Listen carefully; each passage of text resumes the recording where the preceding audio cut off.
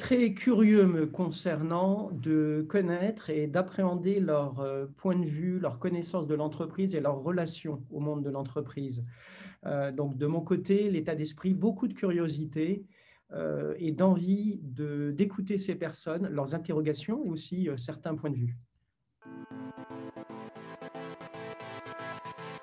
J'ai rencontré des personnes très à l'écoute, d'une part, très préoccupées par la situation et avec l'envie réellement de mieux comprendre l'entreprise. Euh, j'ai constaté une certaine distance par rapport à l'entreprise, une certaine méfiance aussi, et probablement des schémas préétablis, en particulier sur deux sujets, la difficulté concernant l'insertion professionnelle et l'adéquation de l'éducation au sens a-t-on besoin de diplôme, est-ce que l'éducation initiale est adaptée aux besoins de l'entreprise, et ensuite concrètement comment ça se passe dans l'entreprise. Et là aussi un certain nombre de mythes ou de préconceptions, et il a été intéressant d'échanger parce que l'échange a pu montrer que ces personnes sont très ouvertes et très à l'écoute et à même de revisiter leur jugement et revisiter un certain nombre de conceptions. Parmi ces 10 Français, il y avait des jeunes et des moins jeunes, mais quand même beaucoup de jeunes.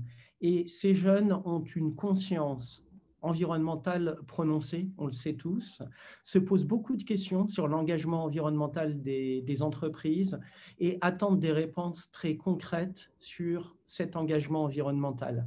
Cela concerne l'engagement environnemental, comment construit-on ensemble un monde plus durable demain et que faites-vous concrètement pour contribuer à cela en termes de réduction de vos émissions CO2 et d'autres engagements pris. L'autre dimension importante, c'est l'engagement sociétal. Et je parlais tout à l'heure des sujets d'insertion professionnelle, de diversité et d'inclusion. Il y a beaucoup d'attentes de la part des Français sur ce sujet de responsabilité et d'engagement sociétal des entreprises, au-delà de l'engagement ou en complément de l'engagement environnemental. J'ai trouvé cet échange extrêmement enrichissant, rafraîchissant sur les grands thèmes que sont, je le mentionnais, l'éducation d'une part, l'insertion professionnelle, la façon dont l'entreprise recrute ses talents, les développe, les adapte aux nouveaux enjeux. Il y a eu beaucoup de questions sur la formation. Je le disais, l'éducation, est-ce que ma formation initiale est adaptée aux besoins de l'entreprise? Est-ce que sans diplôme d'éducation supérieure, par exemple, je peux rentrer dans votre entreprise, dans votre groupe, quels en sont les métiers. Ensuite, face au bouleversement induit par la technologie, le numérique, est-ce que vous formez vos collaborateurs de façon régulière? C'est ce qu'on appelle dans le jargon le reskilling ou l'upskilling. Mais est-ce qu'il y a une formation continue? Comment vous accompagnez dans leur carrière vos collaborateurs? D'autre part, beaucoup de questions autour de l'égalité. Je parlais du sujet important de l'insertion, il y a aussi celui de l'inclusion.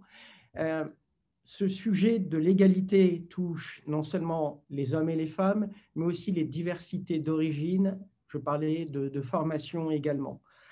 Voilà, des préoccupations enfin concernant évidemment la situation sanitaire, économique et sociale actuelle en termes d'impact sur l'emploi.